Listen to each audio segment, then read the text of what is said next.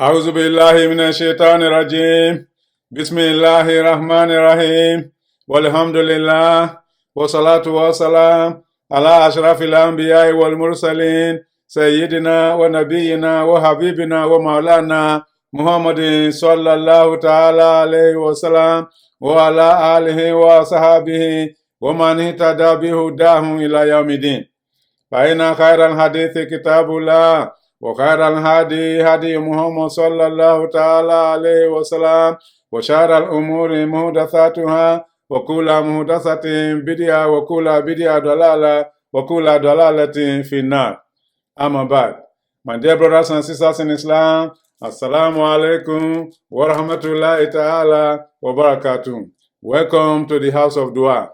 Welcome to the continuation of our conversation on the etiquettes of a Muslim. My dear brothers and sisters in Islam, in our last presentation, we came to you with a very beautiful topic. That is dreams and how we handle our dreams. I'm sure you enjoyed that presentation. There's no doubt about that, because we have so far received some representations from some of you indicating how well they enjoyed the presentation and asking that we revisit the presentation from a different angle. As a result of that, my dear brothers and sisters in Islam, we are today coming back with the second version of that presentation.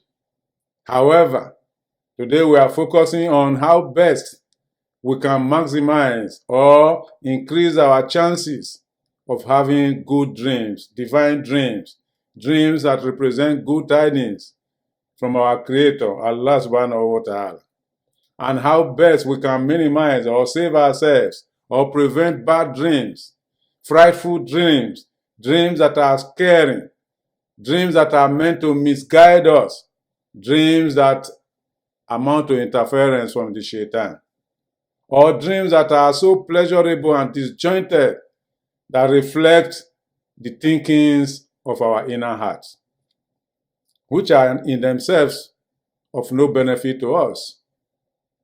How do we minimize having such dreams? How do we concentrate on being able to receive dreams that represent glad tidings from Allah subhanahu wa ta'ala?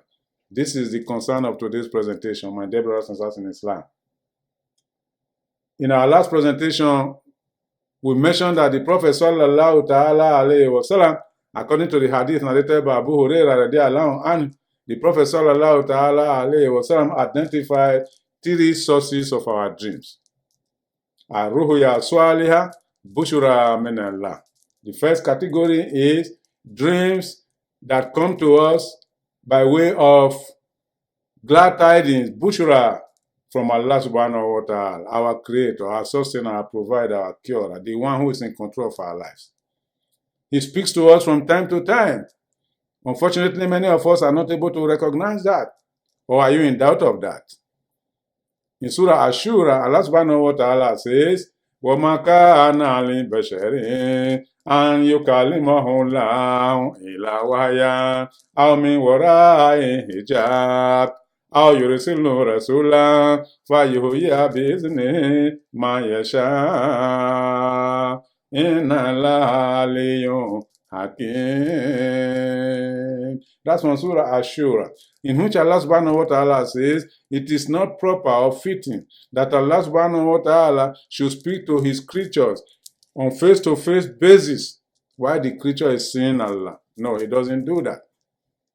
He doesn't do that. However, he communicates with his creatures by way of revelations, wahy, or by sending a messenger, just as he sent Jibril alayhi salam to reveal this great book to Muhammad sallallahu ta'ala alayhi wa sallam.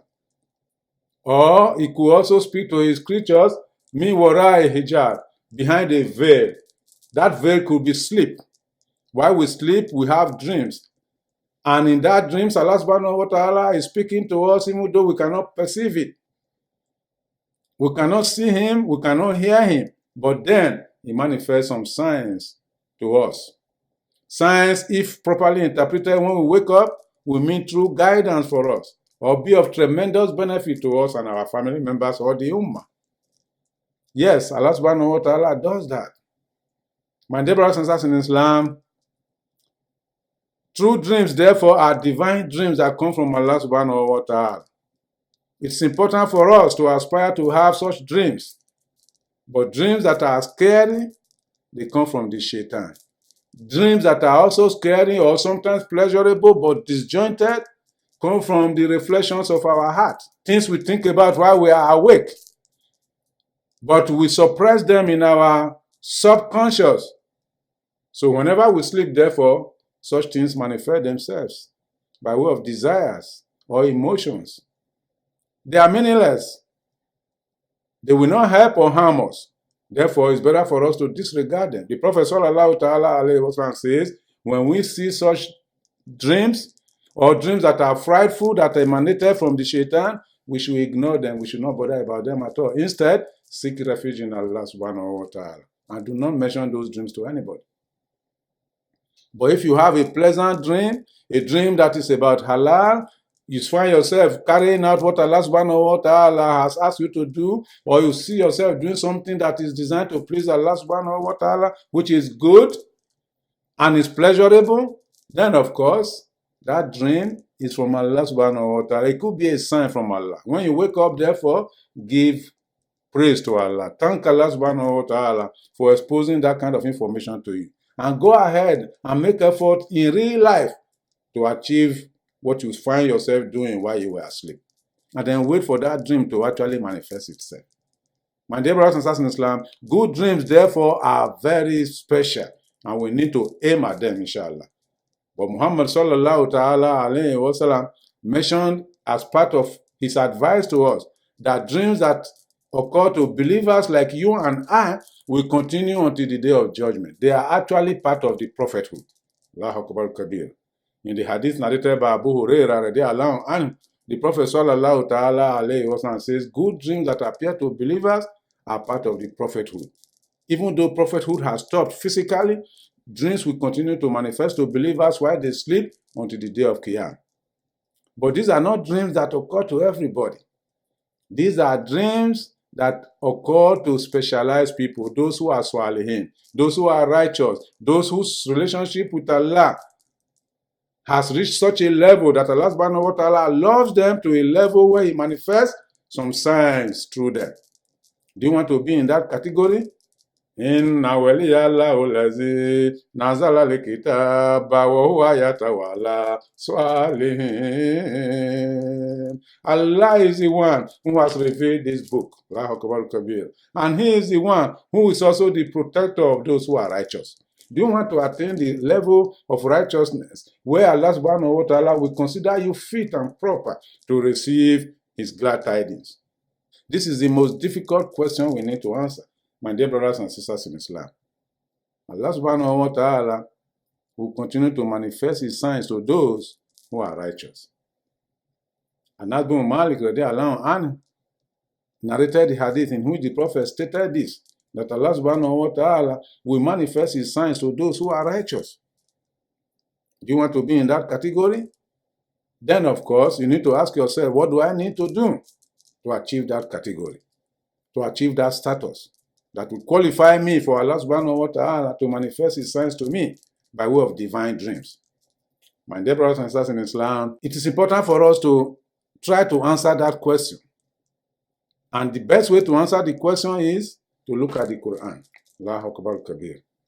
In addition to our regular worship of Allah, obey His commandments, staying away from His prohibitions, following the example of the Holy Prophet Muhammad sallallahu ta'ala alayhi wa sallam in all that we do, we also need to take a look at the Quran and see how we can achieve the love of Allah. Because Allah subhanahu wa ta'ala will not manifest His signs to you if He does not love you. You consider the case of us as human beings, for example. If you truly love somebody, say your wife or your husband, or your friend at work, or your son or your daughter, or anybody in that category, or your parents, if you love them, won't you like to disclose some vital information to them? Won't you like to be close to such people? Won't you like yourself to have confidence of those people and to repose your confidence in them? Of course, the answer is yes. In a similar vein, if we work so hard, we believe in Allah, we do what He asks us to do, we stay close to Him all the time, Allah subhanahu wa ta'ala in return will love us. And He will love us to a level where He will manifest some of His signs to us by way of our sleep. In the hadith narrated by Abu Hurairah radiallahu anhu, the Prophet sallallahu ta'ala alayhi wa sallam said, Allah subhanahu wa ta'ala told the Holy Prophet Muhammad, I am what my slave thinks of me. If my slave does what I command him to do, and in addition to that takes several steps to get close to me, I will love my slave. And if I love him, I will become the eyes with which he can see, I will become the ears with which he can hear, I will become the hands with which he can grip, and I will become the feet with which he can stand and walk. And in that case, I will love him. If I love him, whatever he asks of me, I will grant to him. And whatever difficulty he is, if anybody is plotting against him, I will protect him. This is the Hadith Qudsi that the Prophet sallallahu ta'ala alayhi wa sallam was gracious enough to reveal to us. My dear brothers and sisters in Islam, yes, when we are able to attain a certain level of righteousness, sure, you bet Allah subhanahu wa ta'ala will be kind enough and merciful enough to manifest some of His signs to us while we sleep. Are we able to understand those signs and interpret them? That's a different question entirely. My dear brothers and sisters in Islam, today, therefore, let's take a look at the Quran and see how best we can get close to Allah to a level where He will love us. Allahu Akbar Kabir. Allahumma inna nas'aluka hubbak wa hubba man yuhibbaka wa hubba man yuqarribuna ila hubbik. Allahu Akbar Kabir. Oh Allah, we ask you of your love. And we ask you of the love of the one who loves you. And we ask you of the love of that thing that we will do and will draw us closer to your love. Allahu Akbar Kabir. My dear brothers and sisters in Islam, this is so important. Loving Allah is part of our worship, and we must make effort to strive to achieve that from time to time. It's only when we do that Allah subhanahu wa ta'ala will love us to a level where He will manifest signs to us, especially while we are asleep. In the Quran, from Surah Al-Fatiha to Surah An-Nas, Allah subhanahu wa ta'ala has spoken about the categories of people He loves so much. In addition to that, He has spoken about the categories of people He does not love. Which of these categories do you want to belong? If you belong to the categories of those people that Allah subhanahu wa ta'ala says He loves so much, then you can be rest assured that He will manifest some of His signs to you in your lifetime. But if unfortunately you belong to the categories of people that Allah subhanahu wa ta'ala does not love, then of course, how do you expect Allah subhanahu wa ta'ala to manifest His signs to you? But there is nothing beyond the capacity of Allah. He can do whatever He wants to do in His power. As we stated last time, He can even manifest His signs through a disbeliever. But the fact is that your chances of getting those signs are very limited if you are not on the love side of Allah subhanahu wa ta'ala. That is why we need to work hard all the time to be on the side of those whom Allah loves. So let's take a look at the Quran and see some verses in which Allah subhanahu wa ta'ala, or declarations in which Allah subhanahu wa ta'ala says, these are the people that I love. Allah subhanahu wa ta'ala says, Wallahu yuhibbul muttaqin. Inna la yuhibbul muttaqin. There are several verses of the Quran in which Allah subhanahu wa ta'ala repeats these two statements. Wallahu yuhibbul muttaqin. Inna la yuhibbul muttaqin. Allah loves those who are conscious of Him all the time. Being conscious of Allah is very significant. The Prophet sallallahu ta'ala alayhi wa sallam was asked by the Sahaba, what are those two things that we need to do in order to earn Jannah? The Prophet sallallahu ta'ala alayhi wa sallam says, Taqwa Allah wa husnul khuluq. Being conscious of Allah and having a good character. My dear brothers and sisters in Islam, there are several verses of the Quran in which Allah subhanahu wa ta'ala urges us to develop taqwa, good relationship with Allah subhanahu wa ta'ala. It's only when we are in a good relationship with Allah subhanahu wa ta'ala that we can be sure He will manifest His signs through us while we sleep.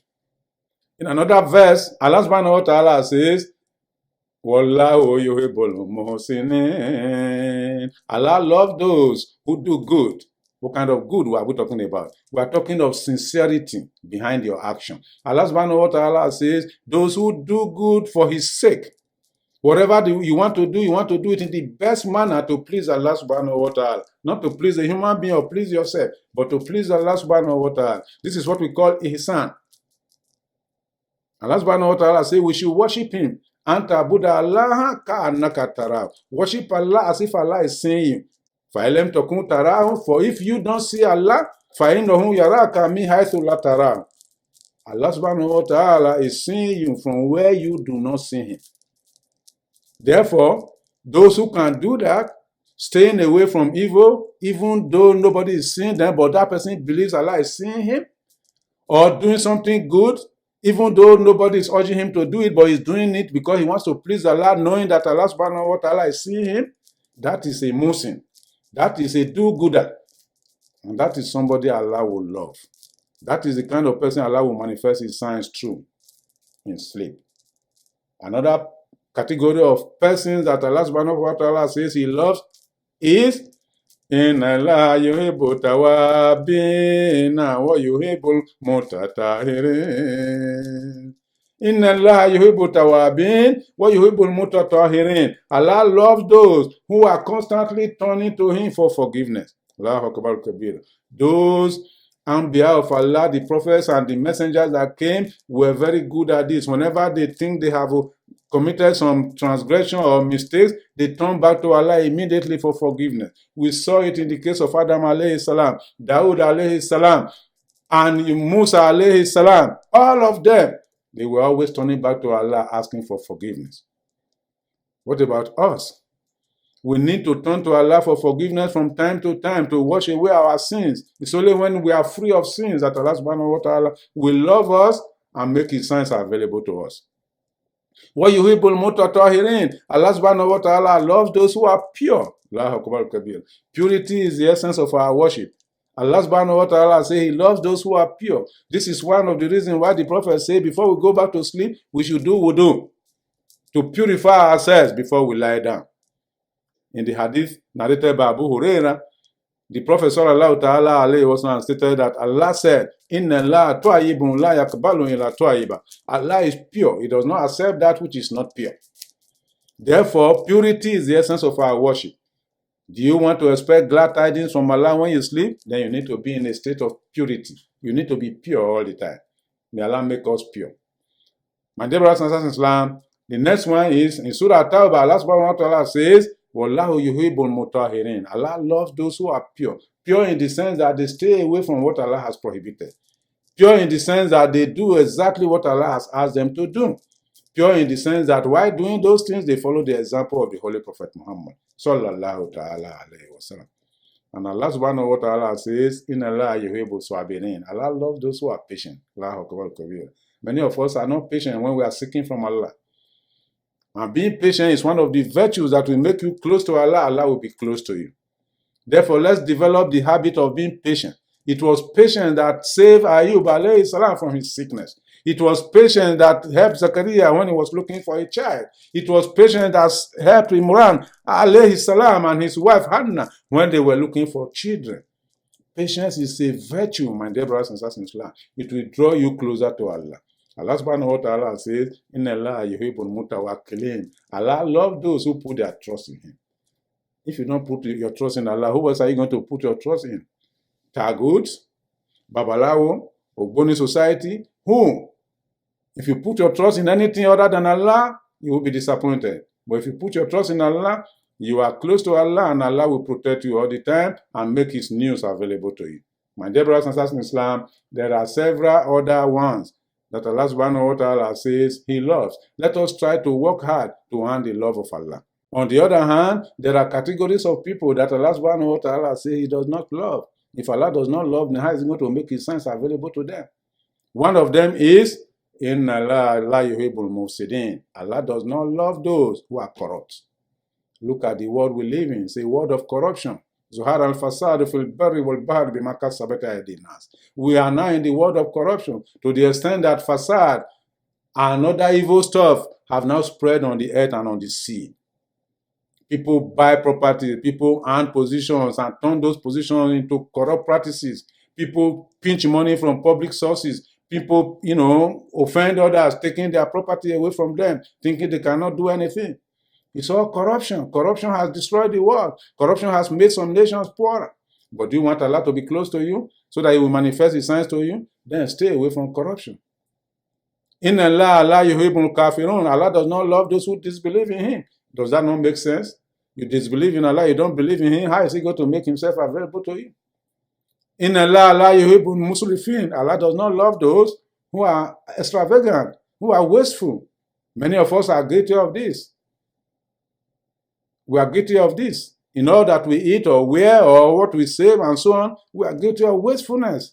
If you are wasteful, you are not a friend of Allah. He will not love you. And if He does not love you, He will not make Himself available to you. Inna Allah la yuhibbul kha'inin. Allah does not love those who are treacherous. Many of us are treacherous. Many of us are very good at being deceptive. If you are deceptive, then you cannot receive the mercy of Allah. Inna Allah la yuhibbul zalimin. Allah does not love those who are wrongdoers, who are oppressive. There are many of us too who are doing that at home and outside, in the office. Whatever position they hold, they use it to oppress others, thinking that they have power. But when you are in that kind of situation, don't expect Allah subhanahu wa ta'ala to manifest His sign through you. So also Allah subhanahu wa ta'ala, inna Allah la yuhibbul mustakbirin. Allah does not love those who are arrogant or seek to be arrogant. Arrogance is a very woeful trait for anybody to have. The Prophet sallallahu ta'ala alayhi wa sallam says, La yadkhulul janna man kana fi qalbihi miskala habatin min khardalin min al-kibr. One will not enter Jannah who has an element of arrogance in his heart as small as an atom.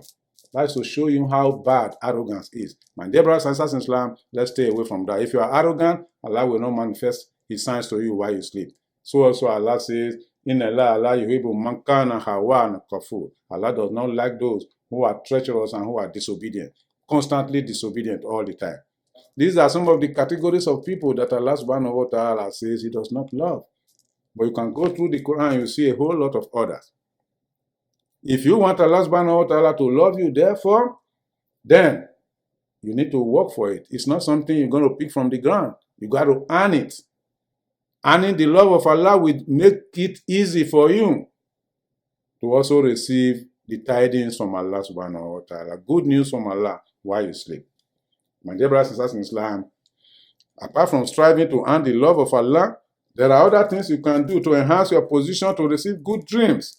Dreams that will amount to guidance from Allah subhanahu wa ta'ala. Among them is, we need to make sure that we are up to date with Allah subhanahu wa ta'ala by way of our worship, by way of our discharging the duties He has asked us to discharge. Salat, Zakat, Siyam, Hajj, Kalma Shahada. We must do that. Bring ourselves up to date from time to time. And if we are lagging behind, we make apology, we make tawbah to Allah subhanahu wa ta'ala and bring our services up to date. That's the only way we can earn a good standing with Allah to a level where He will reveal some signs to us. Another way is by us, while we are obeying Allah's commandment, we do so by following the example of Muhammad sallallahu ta'ala alayhi wa sallam. Afdalul khaliqi wa akramu rasul. He was sent to guide us. Therefore, to do it without following His guidance will amount to an exercise in futility. Another way we can earn the favor of Allah to a level where He will manifest His signs to us while we sleep is by making sure that we plan our sleep. Many of us take our sleep so lightly. We jump into the bed just as we are dozing off. No, sleep is a serious venture. We need to prepare for it. And one of the best ways to prepare for it, according to Rasulullah sallallahu alaihi wasallam, is to do wudu. Purify yourself before you lie down. We have already talked about the etiquette of sleep. Go back to that video to remind yourself. We cannot go the whole hog today, but we need to mention that while you are about to sleep, make sure you face the Qibla. As a matter of fact, make sure the bed in your bedroom is arranged in such a way that whenever you sleep, you are facing the Qibla. And make sure you sleep on your right hand side with your head on top of your right hand. This is the example of Rasulullah sallallahu ta'ala alayhi wa sallam. My dear brothers and sisters in Islam, there are verses and dua that we need to recite from time to time before we sleep. as taught to us by Muhammad sallallahu ta'ala alayhi wa sallam, and as revealed in the Quran by Allah subhanahu wa ta'ala. In the Quran, Allah subhanahu wa ta'ala has revealed several surahs and verses which we have mentioned before, but we will mention a few of them. Ayatul Kursi, Surah Al-Ikhlas, Kul Huwa Allahu Ahad, Surah Al-Falaq, Kul A'udhu Birabbil Falaq, Surah Al-Nas, Kul A'udhu Birabbin Nas, then A'udhu Bikalimati Llahi Tammati Min Sharri Ma Khalaq. My dear brothers and sisters in Islam, try as much as possible to memorize this so that you can recite them whenever you want to sleep.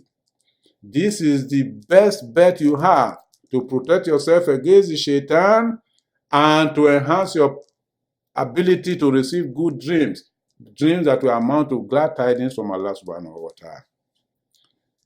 Surrendering your life to Allah while you sleep and seeking refuge in Him against the shaitan is the best antidote you have against satanic dreams.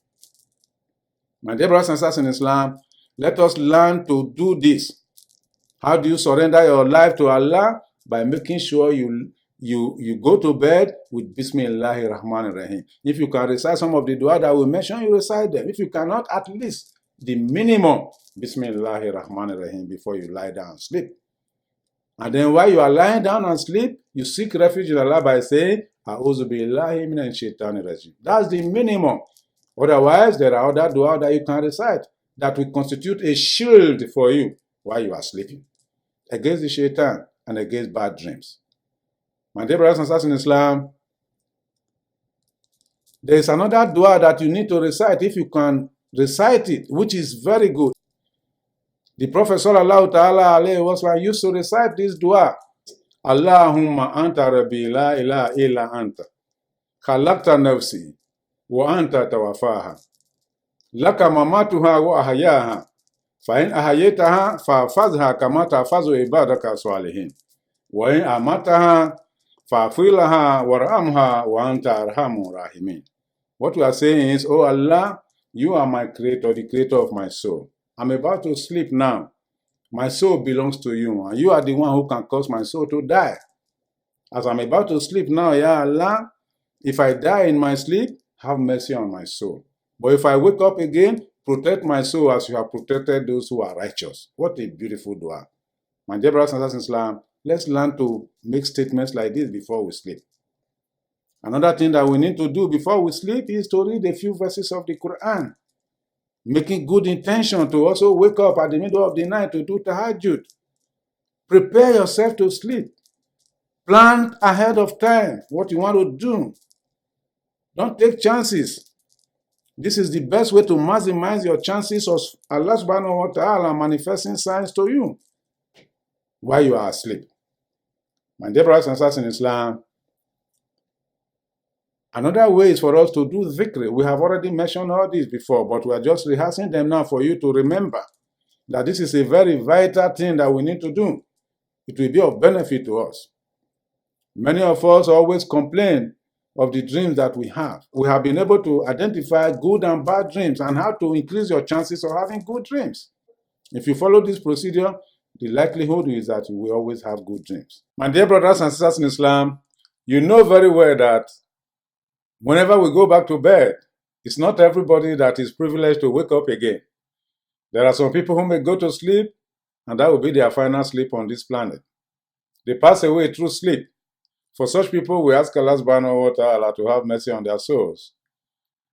My dear brothers and sisters in Islam, should we have the privilege to wake up again, it's important for us also to give thanks to Allah subhanahu wa ta'ala. That's why the Prophet sallallahu ta'ala alayhi wa sallam taught us some beautiful dua to recite at that time. One of them is, Alhamdulillah allazi ahyana ba'da ma amatana wa ilayhi nushur.